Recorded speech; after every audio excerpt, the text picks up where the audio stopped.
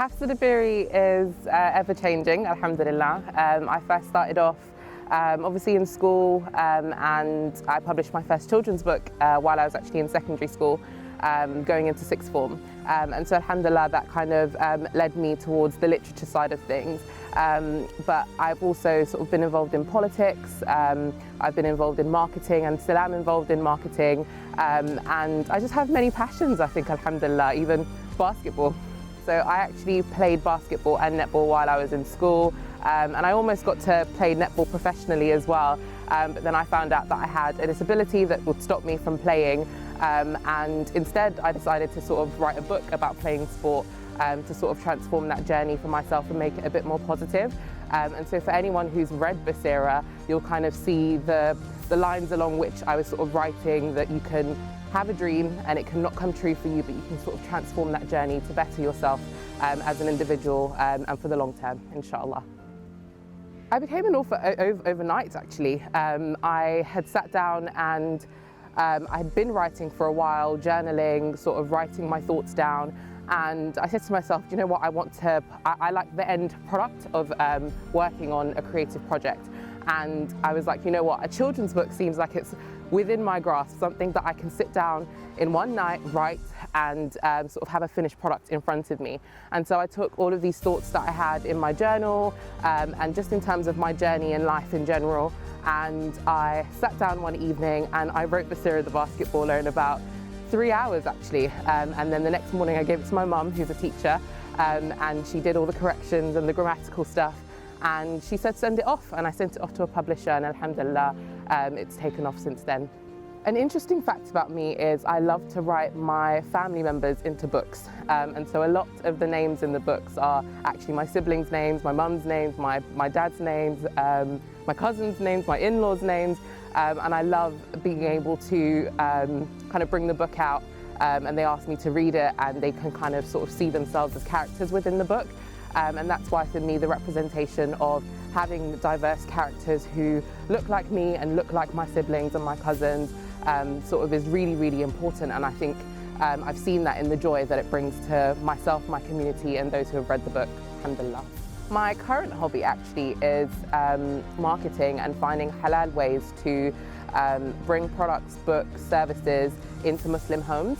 And so I love taking clients who have these huge, amazing ideas, but need the help in being able to get their message across to their audiences, and that's a form of storytelling in and of itself. And so I really do love taking an idea and seeing the product and seeing the service being used in the way that it was created for. The thing that drives me the most as an author is being able to hear from parents and children that the book has resonated with them and the books have resonated with them. With My Dad Is Always Working specifically, when I published that, it was an ode to my dad and it was an ode to my mum and my parents and the kind of childhood that I had. And I felt like there wasn't really a lot of books that reflected that. There's a lot of books about mums and how amazing and hardworking mums are. And it kind of neglects the role of fathers in the household, even if they might not be physically present, the other ways in which they are present for their families. And so for me, being able to hear from mums who really appreciate being able to sort of pass on that gratitude to their husbands and sort of share that lesson with their children as well, that's been really, really heartwarming, and I think that's what motivates me to continue writing, to think about what are the stories that are going untold, what are the stories and the people who are going unappreciated, and how can we lift the light up to those shadows and to those stories that deserve to be heard, inshallah. I get my inspiration from the world around me. I get inspiration from the stories that I hear from my parents, from my siblings, and I think a lot of it is through introspection. I do a lot of I take every moment, I think, and think about what the value of that moment might be and how that can translate into something that is bigger than just that singular thought. Because a lot of the time I think writing has to come from within. And so yeah, if you're a writer and you're looking for inspiration, I think definitely take a moment to yourself, sit down and really reflect on what's important to you, what are the things that you're struggling with, and how you can translate that into a story that can help you work through that moment in your life. What's next for me as an author, I think, is more writing. I definitely I'm working on some chapter books at the moment that are really exciting. And I want to write my son into more books. So I'm hopefully going to make a series about him. I hope he enjoys them. And yeah, just more writing, inshallah, taking my writing a lot more seriously, because I think as authors we do have times where we forget the power of our work and the power of our writing, and so I'm trying to remind myself that I not only write for myself and my children, but I write for others as well, and so I should take that really seriously. My biggest achievement, I think, as an author has been that area of sort of uncovering stories that haven't been told before, and I want to be able to continue to do that.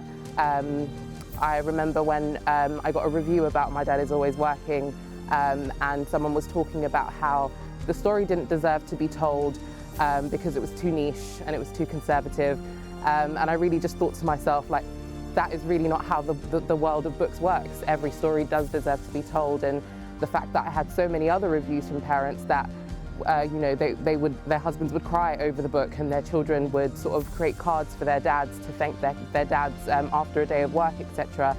Just proved to me that I have to kind of continue championing those stories and creating those stories, inshallah. Anybody can be a writer. If you have a story, tell it, and do it with the best of intentions, and Allah will allow those books and those words to have an impact, inshallah.